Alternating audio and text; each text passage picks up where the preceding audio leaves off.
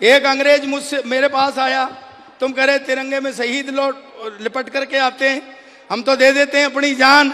Master Mahendra इधर आइयो। अब कोई हरियाणा में इतना बुद्धिमान आदमी है जो बता दे इसकी जान कहाँ है? हैं?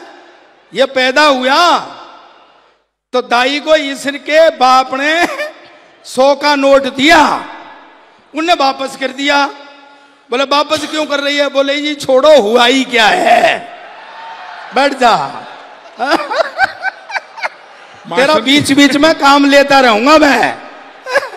गन्ने की मशीन के पास जाके खड़ा हो गया, उसने उठा के इसको ही मशीन में लगा दिया। वो तो इसकी खांसी निकल गई, नहीं वो दोबारा मोड़ के भी लगा रहा था।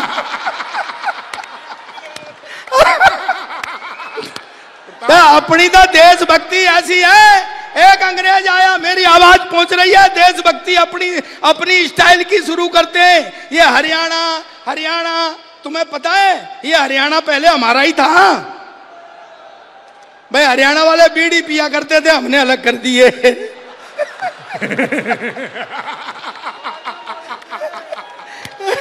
ना मस्ती के मूड में आ जाओ। हरियाणा के आदमी को कोई जरूरत नहीं है समझने की, वो दूर से हरकतों से दिखाई दे जाता है। मैं आपको बताता हूं सच्ची बात। देखिए, मैं चीजें उठाता हूं अपने संस्कारों से। हरियाणा का आदमी, आप किसी तीर्थ में जाइए, वो लोग नहा रहे होंगे, अब किसी ने नाक पकड़ के डुबकी लगाई, हरिओम हरिओम हरि, समझ लो उत्तर प्रदेश का होगा। दूसरे ने नाक पकड़ के डुबकी लगाई, हर हर गंगे, तो समझ लो उत्तराखंड का होगा। बहुत अच्छे प्रताप। अब हरियाणा का, उत्तर की बड़ा ठंडा पानी है, मरवा दिया साले ने। उसे नहीं पता हरिओम कौन है। तो हरियाणा का आदमी तो दूर से दिखाई दे जाता है, उसको बताने की जरूरत नहीं होती है। एक अंग्रेज आया, तुम तिरंगे में कह रहे हो शहीद लिपट के आए, मैं तो जिंदा शहीद हूं।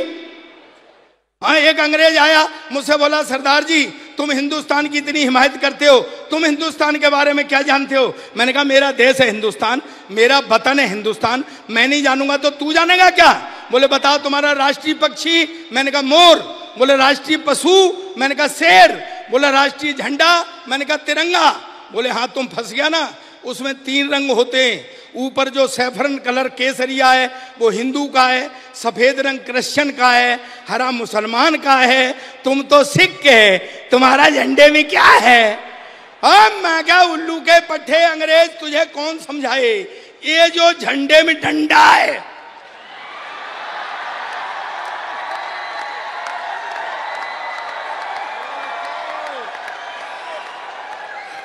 ये साले तेरे बाप का है क्या? पर अगर दरअसल क्या है, ये देश विचित्र है सर, ये देश विचित्र है। किसके लिए हाथ हिला रहे हो? इसके लिए?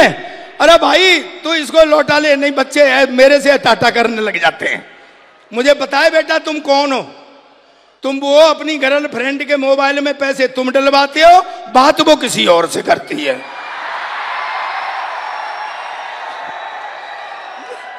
ये आजकल के बच्चे ठगे जा रहे हैं बेचारे हैं। कोई लड़की जरा सी हंस के बात करने लग जाए तो समझते हैं प्यार हो गया है?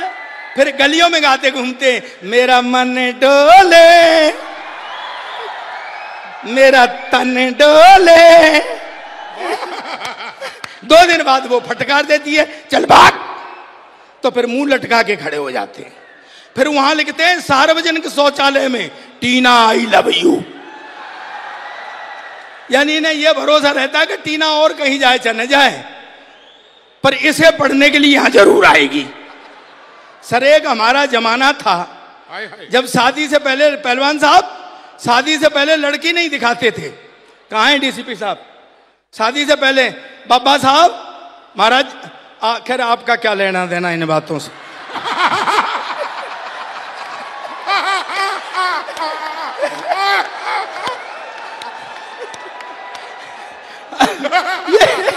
ये घर गृहस्थी की बात है।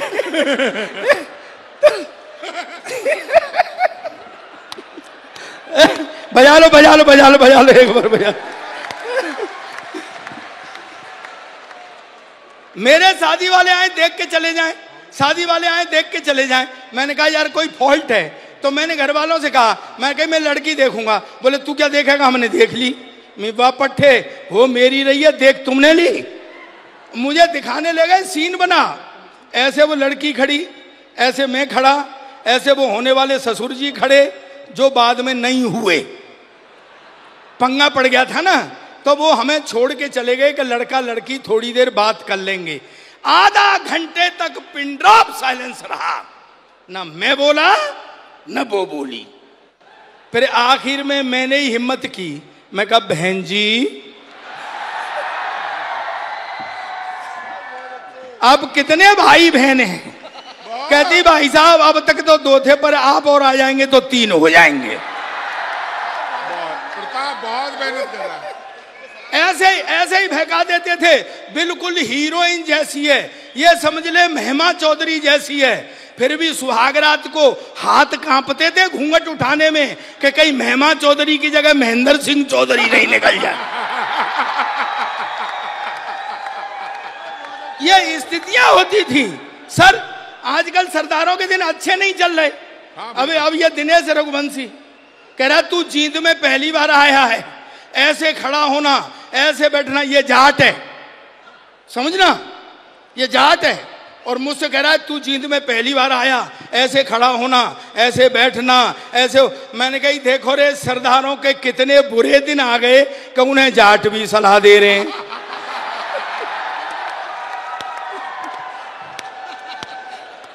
ज्यादा सियाने मत बना करो। अच्छा बुद्धि के मामले में तो जाट और सरदार साड़ू साड़ू हैं। ये देश विचित्र है सर, ये देश विचित्र है। देख लो आप, पहला प्रधानमंत्री बोलता नहीं था, ये वाला चुप नहीं होता है। भाषण दूंगा, इस पे भी भाषण दूंगा, उस पे। मेरी तो सरदारनी कह रही थी क्यों जी ये करवा चौथ पे भी भाषण देगा क्या? ये देश विचित्र है सर। नोटबंदी हो गई, नोटबंदी आपने देखा, नोटबंदी हुई, आपने 2000 का नोट देखा है? भाई साहब जैसा मोदी का व्यक्तित्व ऐसे 2000 के नोट का नहीं है साला, ऐसा लगता है चूरन की बैंक जैसा है, थोड़ा करीब से। हाँ मेरे घर में झगड़ा हो गया सर। कहाँ है शिवरान साहब, किधर हैं? बैठे हैं ना सर। मेरी आवाज आप तक पहुंच रही है? पहुंच रही है ना? मैं जो कह रहा हूं वो बात आपकी समझ में आ रही है? नहीं आ रही। नहीं आ रही तो आप क्या कहीं युगांडा से आए हो क्या?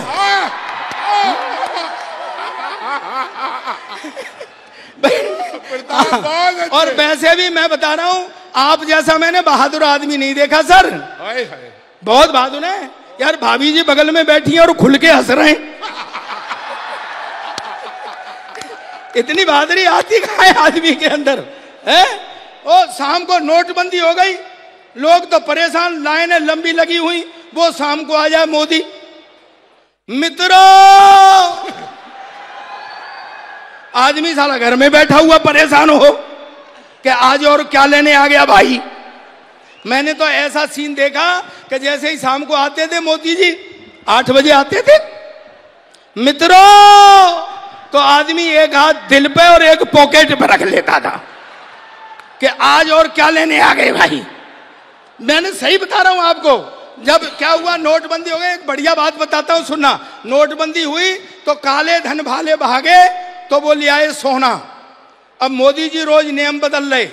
अब सोने वाले घबरा रहे कि गुरु हम सोना खरीद लाएं, ये रोज नियम बदल रहे हैं, कहीं ऐसा नहीं हो कि किसी शाम को आए। 8 बजे आते थे। मित्रों, आज रात 12 बजे के बाद सोना लोहा माना जाएगा। खरीद लाओ बेटा सोना। अंग्रेज एकदम से मेरे से बोला, देखो देसी हाथ से सुनाता हूं आपको। मस्ती क्या है ये महेंद्र जी, आपने तो खैर जन्म लिया था आपने। ये अवतरित हुए थे हैं? डायरेक्ट मुझे तो लग रहा भाई ऐसा ही लिया ही होगा जन्म। इसको बचपन में बिल्ली उठा ले जाती थी। घर वाले परेशान होते थे। बिल्ली से एक दिन कहा, तू क्यों उठा ले जाती है, बच्चा मेरा है। वो बोली, तुम्हें गलतफहमी है, ये मेरा है। ये देश विचित्र है। ये भाई बैठा है, देखा है? तू इस कुर्सी पे से खड़ा हो जाकर, इस कुर्सी को भी सांस लेनी होती है। ऐसे ऐसे मोटे आदमी जना कैसे पैदा हो जाते हैं भाई, किस्तों में हुए होंगे। एक अंग्रेज एकदम से मेरे से बोला, देखिए मैं अंग्रेज एकदम क्या है कि अंग्रेजों ने हमारे यहाँ राज किया है, वो अभी भी हमको भोला वाला हिंदुस्तानी समझते हैं। वो ये नहीं समझते कि अब हम उनके बाप हो गए। वो मुझे नीचा दिखाना चाहता था। एक फलवाड़ा खड़ा हुआ था, उससे बोला, व्हाट इज दिस, ये क्या है? उसने सोचा ये लेगा। बोले, सर ये बनाना है, बनाना केला। बोले, व्हाट, तुम्हारे देश में इतना इतना बड़ा केला, हमारे देश में इतना इतना बड़ा केला। उसने फिर पूछा, व्हाट इज दिस, ये क्या है? बोले, सर ये एप्पल है, एप्पल सेब। बोले, व्हाट, तुम्हारे देश में इतना इतना बड़ा सेब, हमारे देश में इतना इतना बड़ा सेब। बहुत अच्छे प्रताप। मेरी मेरी भी देशभक्ति जागी। उठा के तरबूज कंधे पे, क्या बात है। बोला, ये क्या है? मैंने कहा, हमारे यहाँ का अंगूर है। अब बता साले, तेरे यहाँ कितना बड़ा अंगूर होता है। लेकिन दोस्तों, मैं देखना चाहता हूं, मेरी नई पीढ़ी बैठी हुई है, मैं देखना चाहता हूं आप इतिहास से कितने जुड़े हुए हैं। अंग्रेज पूछे तक मुझे ताली चाहिए हर देशभक्त की, जो देश से और शहीदों से प्यार नहीं करता हो। मैं बात करूंगा, हंसते हंसते करूंगा, बिल्कुल हंसते हंसते करूंगा। और क्यों दोस्तों, जब हम हंसते हंसते फांसी चढ़ सकते हैं, तो क्या हम हंसते हंसते अपनी बात नहीं कह सकते हैं, अपना प्रोग्राम नहीं दे सकते? जिंदाबाद प्रताप। दोस्तों, अंग्रेज एकदम मेरे से बोला, सरदार जी दुनिया की सबसे बहादुर कौम अंग्रेज। मैं कहा, नहीं, दुनिया की सबसे बहादुर कौम हिंदुस्तानी। बोला, तुमको पता नहीं है, अंग्रेज लड़ाइयों में ज्यादा शहीद हुआ है। मैंने कहा, नहीं, हिंदुस्तानी ज्यादा शहीद हुए हैं। बोला, अंग्रेज। मैंने कहा, हिंदुस्तानी। बोला, अंग्रेज। मैंने कहा, हिंदुस्तानी। मुझसे बोला, एक काम करो, अपने अपने शहीद का नाम गिनाओ और गाल पे एक थप्पड़ मारो। मैंने कहा, पक्की? बोला, मिस्टर हेडली। उसने तो जड़ दिया मेरे गाल पे धाड़। मैंने कहा, शहीद ऊधम सिंह। मैंने भी ठोकी कान के नीचे ताड़। बोला, मिस्टर डी बेलारा। उसने फिर दिया मेरे गाल पे। मैंने कहा, शहीद भगत सिंह। मैंने फिर ठोकी कान के नीचे ताड़। बोला, मिस्टर ड्रैंकलिन, मिस्टर फ्रैंकलिन। उसने दो इकट्ठे मारे मेरे गाल पे। और मैं कहा, साले तेने दो इकट्ठे मारे, तू फाउल हो गया। कहता, नो फाउल। मैं कहा, नो फाउल, अब सावधान रहना कुटाई के लिए। मैं कहा, नो फाउल। मैं शुरू हुआ, दे तड़ातड़ कान के नीचे ताड़, दे तड़ातड़ कान के नीचे ताड़, दे तड़ातड़ कान के 10 मिनट तक तो मैंने साले को होश नहीं लेने दिया। जब मैं थोड़ा ढीला हुआ तो एकदम से बोला, व्हाट इज दिस? और मैंने कहा, ये सारे ही जलियां बाग वाले हैं।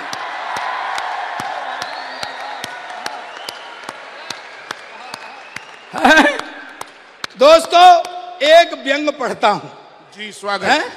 पता नहीं लोगों को क्या हो जाता है, सरदार को देखते ही और नहीं तो मुस्कुराने लग जाते हैं।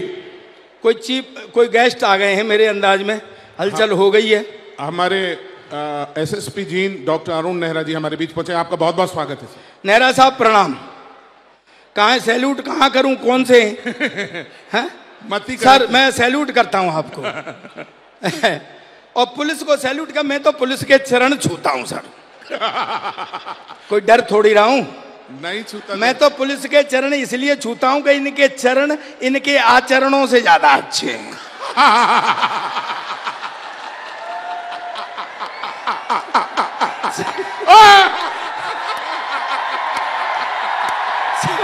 सर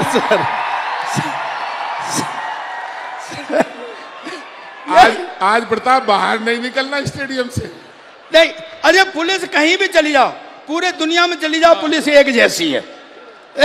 तो मैं आपको यह बता रहा था, मैं आपको एक व्यंग कहता हूं। अच्छा, जितने चुटकुले सब सरदारों पर पढ़े जाते हैं, कभी आपने सर सोचा है क्यों? मैं बताता हूं। पहली बात तो यह कि हमारी आइडेंटिटी है। ये आके कहे एक आदमी था तो क्या फिगर बनेगी भाई, लेकिन जैसे ही कहता है एक सरदार था तो एक फिगर बनती है। और दूसरी बात यह है दोस्तों, मुझे पूरे सदन की हाथ खड़े करके ताली चाहिए, पूरे सदन की। दूसरी बात यह है दोस्तों कि जहां भोलापन और बहादुरी दोनों चीजें इकट्ठी हो जाती हैं, वहां मस्ती अपने आप उत्पन्न हो जाती है। अरे जाने क्या हो जाता है लोगों को, सरदार को देखते ही और नहीं तो मुस्कुराने लग जाएंगे। मैंने एक फल वाले से कहा, मैं कहा केले कैसे दिए? बोला 40 रुपए दर्जन। मैं यार कुछ कम कर ले, उसने 2 केले ही कम कर दिए। अब बताइए सरदार क्या करे इसमें? बैंकॉक। अच्छा क्या है? अच्छा आप तो बड़े पढ़े लिखे हो। दरअसल क्या है सर, मैं अगर आप कहें तो एक सच्चा किस्सा बता दूं। एसएसपी साहब, वो पुलिस का किस्सा है सर, इसलिए है।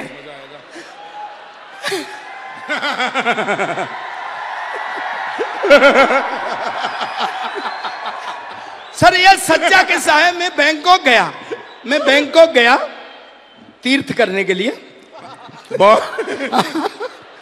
क्यों बैंकॉक में तीर्थ नहीं हो सकते क्या? तो बैंकॉक गया तो वहां घूमने के लिए किराए पे गाड़ी मिलती है। सच्चा किस्सा सुना रहा हूं, सुना सर डायरेक्टर साहब, सुना, सच्चा किस्सा सुना रहा हूं। वहां पर गाड़ियां मिलती हैं, तो मैं गाड़ी लेने के लिए गया किराए पे। तो अगर आप ड्राइवर के संग लोगे तो महंगी मिलेगी, आप खुद चला लोगे तो सस्ती मिलेगी।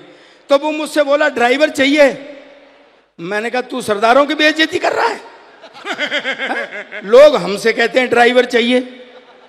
तो वो मैंने गाड़ी ले ली, मैं लेकर के निकल गया। सामने रेड लाइट हो रही थी, निकलने वाला कोई नहीं। मैंने कही क्या बावड़े लोग हैं, मैं जंप कर गया उसको। तो एक लाल मुंह का सा मेरे बंदर सा सामने आ गया, कहता चुंग चुंगा लो, चुंगो चुंगो। मैं कहा साले तू कहां खड़ा हुआ था? मैंने कहा ये लाइसेंस मांग रहा होगा।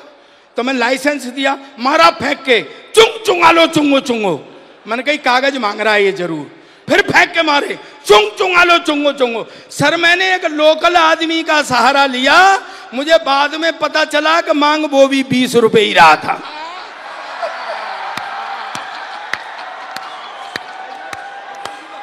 है? वो लेकिन ये एक दोस्तों सच्चाई यह है कि आज मुझे जींद आने का एक बहुत बड़ा फायदा हुआ। मेरा बहुत पुराना दोस्त जो मुझे बम्बई में भी मिलता रहा, दिल्ली में मिलता रहा, फरीदाबाद मिलता रहा, पप्पू भोंगरी, पता नहीं कहाँ चला गया होगा, वो आज मुझे मिला। मुझे बड़ा प्यारा अच्छा लगा। और तुम जियो हजारों साल और ऐसे ही जीते रहो जैसे जी रहे हो। संग में मेरी भी दुआएं करना, क्योंकि मेरे दिन ज्यादा नहीं रह गए अब। अरे कोई बात नहीं है दोस्तों, कौन से दिन, दुख के दिन ज्यादा नहीं रह गए। ये तुम कैसे उल्टा क्या समझता है तुम? है? मैं तो इसकी शादी में गया था, ये हाथी पे चढ़ के गया था। मैंने कहा हाथी पे चढ़ के क्यों जा रहा है? बोले घोड़े ने मना कर दिया था। मैं कहा सही है, शादी तेरी होगी, आत्महत्या घोड़ा करेगा। और सच बता रहा हूं, ये जब पहुंचे हाथी पे चढ़ के ससुराल में पहुंचा ना, तो वो सालियां हंसने लग गई। ये बोला क्यों, कभी हाथी नहीं देखा है? बोले जीजाजी हाथी तो देखा है, पर हाथी के ऊपर हाथी पहली बार देखा। आज बेटा साथ तो चलेगा ही देख। और टोकेगा मुझे तू। वो साला भी हंसने लग गया। ये बोला क्यों, तेने भी हाथी पे हाथी पहली बार देखा है? बोले नहीं, मैं तो इसलिए हंस रहा हूं, पट्टों ने क्या बैलेंस बनाया है।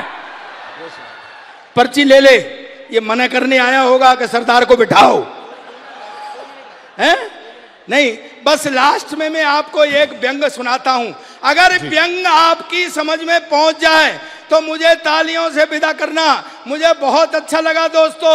अंग्रेज एकदम से मेरे से बोला, सरदार जी तुम्हारा देश गरीब इसलिए कि तुमको पता है हमारे यहाँ का एक मजदूर महीने में $5000 कमाता है, यानी तुम्हारे यहाँ का लगभग 3 लाख रुपया। मैंने कहा $5000 कमाता है, फिर बोला $4000 खर्च कर देता है। मैं कहा यार $5000 कमाता है, $4000 खर्च कर देता है, काय पे कर देता है? बोला हमारा सरकार ये नहीं पूछता है अब सावधान रहना, मुझे तालियों से विदा करना, मुझे बताना मेरी बात, मेरा व्यंग आप तक पहुंच गया। बोला हमारा सरकार ये नहीं पूछता है, तो मैं कहा ये कौन सी बड़ी बात है, मेरे यहाँ का एक MLA MP 10,000 रुपए तनख्वाह पाता है और महीने में 1 करोड़ खर्च करता है।